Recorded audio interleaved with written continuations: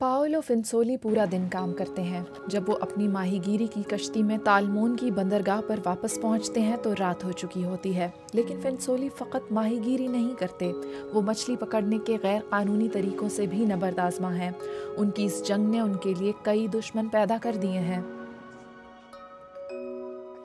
माहीगीर मुझसे नफरत करते हैं। उन्होंने मुझे जान से मारने की धमकियां दी और सबसे बुरी बात यह है कि हुक्काम ने मुझे तहफ़्फ़ुज़ देने की बजाय उल्टा मुझे ही डराया।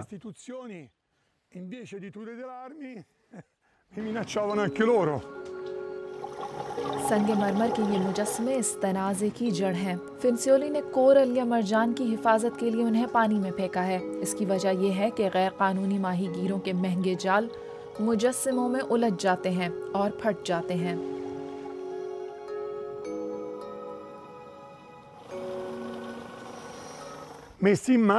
ये बड़े खिलाड़ी नहीं चाहते कि मैं मार्बल के इन ब्लॉक्स और इन फनपारों को समंदर बुर्द करूं, क्योंकि वो इसके बायस मछलियां नहीं पकड़ सकते।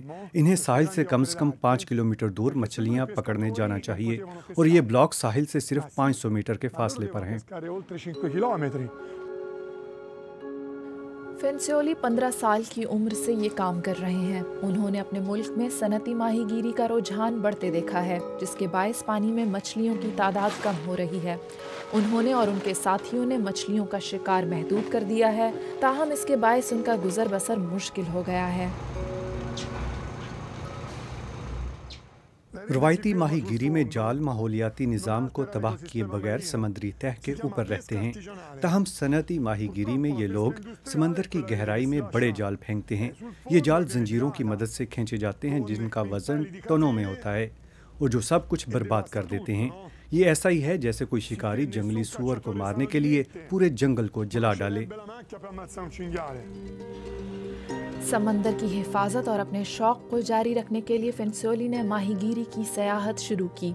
वो मुसाफिरों को अपनी कश्ती पर समंदर की सैर करवाते हैं और उन्हें इस मसले से भी आगाह करते हैं।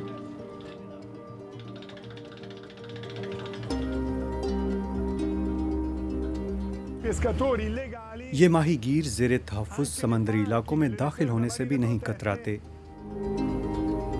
वो इन सयाहों को ये बताते हैं कि किस तरह एक कान के मालिक ने इस मार्बल के 100 ब्लॉक्स उन्हें दिए थे और किस तरह दुनिया भर के फनकारों ने मुजस्समे बनाने के लिए इन ब्लॉक्स का इस्तेमाल किया, जिनमें से हर एक का वज़न कई टन था।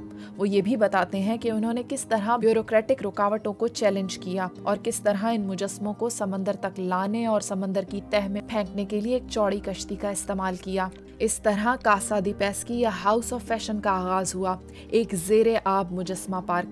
इस पार्क में मछलियों की तादाद पहले ही बढ़ चुकी है, क्योंकि अब मछलियां अंडे देने के लिए महफूज जगहें तलाश कर सकती हैं।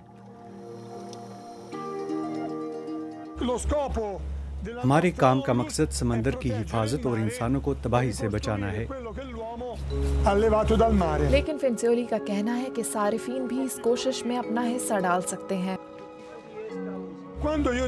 मैं हमेशा कहता हूँ कि हम अपने खाने की मद में माहौल को बचाएंगे, क्योंकि अगर हम सनती तौर पर पकड़ी जाने वाली मछलियाँ खाते रहेंगे या हार्मोन्स के इस्तेमाल से मछली की पैदावार बढ़ाने का अमल जारी रहा, तो ये गैर कानूनी माहीगीर कभी भी शिकार करने के तरीके नहीं बदलेंगे।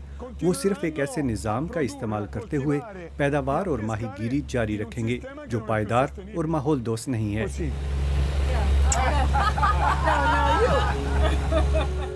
पाओलो फिंसोली की हिकमत अमली का एक और नतीजा भी निकला है।